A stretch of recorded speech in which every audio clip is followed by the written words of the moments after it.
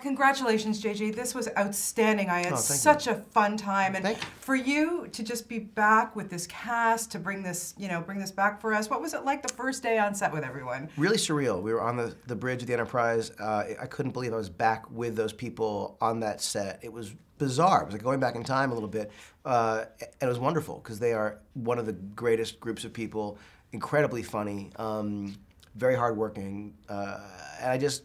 Was one of the reasons I wanted to do the sequel at all, was because I wanted to work with those people again. Yeah. How do you keep it all under control? I mean, there's action, there's drama, there's humor, everything is so balanced and well told. But how do you do it? What is your secret? Honestly, the secret is just trying to balance it all and trying to make sure that things are funny but not silly, or that the stuff is dramatic but not melodramatic or grim. The fun of it is that it's a story about a group of people that I think you love, that make you laugh, that are going through this insane experience. It doesn't change who they are. They're still going to have their relationships. There will still be these moments of interactions, banter that will be telling in terms of who they are. But I just think when you have a villain like we do in this film, played by Benedict Cumberbatch, who's amazing, to have characters that you really relate to going up against someone who is as kind of intense and scary and mysterious and intimidating and threatening and physical as he is. It's sort of it's a little bit of a tightrope, but it's a lot of fun to play. And it's got to be nice for you too, because these actors, other than the new ones, of course, are so comfortable with these roles now. How have they really changed and developed in your eyes? It's funny because on the first one, it was all brand new, and a lot of just trust me, and do that.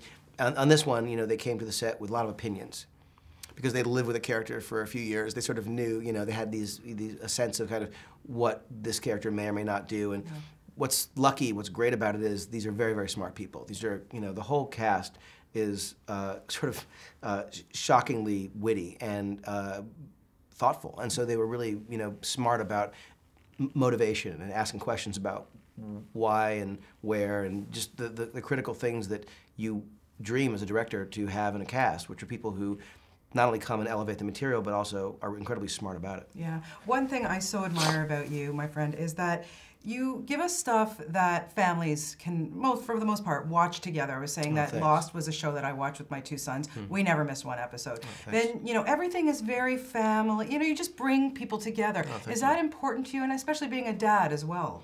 There's nothing better than, having heard this and having experiences, I know with my family watching movies together, watching shows. It does become a kind of communal reference point, and so a story like Star Trek Into Darkness, it's meant to be kind of a standalone thing. You don't need to have seen any sort of prior version of Trek. So if you're a kid who probably hasn't seen the first movie we did or hasn't seen the original series, this is meant for you too.